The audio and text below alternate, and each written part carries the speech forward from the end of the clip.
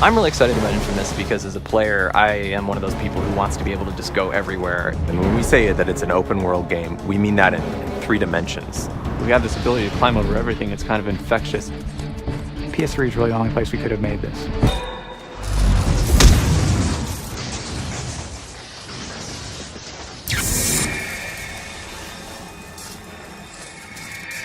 PlayStation 3 is kind of like a very deep well, and I have never seen the bottom of it yet, performance-wise. So it's a pleasure to have that freedom, to create a game where you're really limited by your imagination and the hardware is not this roadblock that it used to be. It's a large, interactive streaming world with tons of characters, tons of content, and we certainly take good advantage of the hard disk that's there to be shuttling all this information in. But perhaps the most important aspect of it for us is the cell processor. It's this mind-boggling number of calculations that are going into how to get everybody's feet and body lean in the correct place. And on top of that, it's doing visibility, it's doing a whole bunch of our skinning and animation code, it's doing particle systems. And all of this stuff has been crafted and created to run specifically on the cell processors. There are layers and layers of animations. It's something that the PlayStation 3 and our engine actually allows us to really take advantage of, is just layering those and not having to worry about the overhead associated with that. Allows us to do some very creative things and some very expressive things. We really needed to have the power of the PS3 there.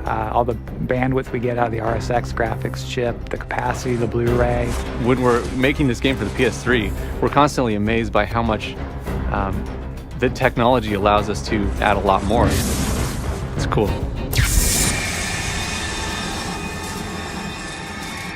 From the very beginning of the game, we knew we wanted a system that allowed Cole to just kind of master the city, to climb all over it. It's a jungle gym for Cole. If it looks like you should be able to get there, you can get there. And we really made it so that you have this feeling of playing a very live, kind of agile, panther-like character who really just is capable of going everywhere. Our goal was to let you grab and climb on anything you saw, but in a real city, there are lots of things you can grab. We have a debug mode in the game where you can turn on little displays to show you everything that Cole might grab, and it's amazing. As he moves along the rooftops, there's a sort of rhythm to his actions, and as a player, you feel it. You zip along, you jump, you repulse gravity a little bit, you grab onto a bit of a building, climb up, see an enemy, blast him off the rooftop, and keep going. And it's really addictive. Cole was an urban explorer before the blast, so he already had some physical abilities to climb, and he was obviously brave enough to do it. But now that he's electrically powered, he's even more able to take advantage of that. It kind of amps him up even more. We had to work really, really hard on figuring out what the player really intended when they're jumping through the air. Are they actually trying to grab that ledge, or are they trying to grab the ledge next to that? We call it reading the player's mind through his thumbs. We've been pretty successful with it, and it makes the game really fun to play because it doesn't feel like you're using the controller. If we do our job right, then the controller disappears. You don't think about it at all. You just do what you want to do, and it happens. If you had control of electricity, what would you do? One of the reasons we decided to make Cole an electrically based superhero is that electricity is all around you when you're in the city. You see power lines everywhere. You see light poles. You see, junction boxes on the wall. So wherever Cole goes, he's kind of really in his milieu. And our character draws electricity out of the power grid, and it fuels his powers. And of course, because we chose electricity, we could go really deep on that one subject.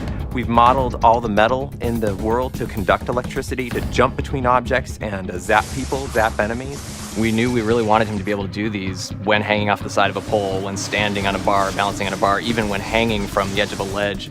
And so we really put a premium on making sure that he could do all those things and he could fluidly move from jumping and landing to immediately shooting. What we chose to do was pick the power for the hero around what would be really fun in a video game context, and then build the world and the guy's personality and everything around that one choice. Because we're making a superhero game, or a guy with superpowers, it really seemed like we need to give you this opportunity to be heroic, to make choices that were sort of for the greater good, at the expense of maybe something you might want. And for you to make a choice that feels heroic, you need to be given the option to be a total jerk, to be selfish. Otherwise, there is no choice. The more you use your powers for good things, you'll find that your powers start offering you opportunities to maybe be more precise with your attacks. On the flip side, the more evil you are, the more grand and destructive your powers will become kind of on a course way. And that's kind of our desire to really give the player this experience of, hey, it's the path I'm choosing that matters. The people in Empire City, the people that you're helping, they'll remember if you're a jerk. They'll remember if you're a nice person. And that'll affect how you get to play the game in the future. If they like you, they actually might lend a hand with some of the things you need to do. If they don't like you, well, you'll find some spontaneous mobs forming and attacking you with rocks. And the best part is that you could just shoot them with your electrical superpower and they go flying across the world.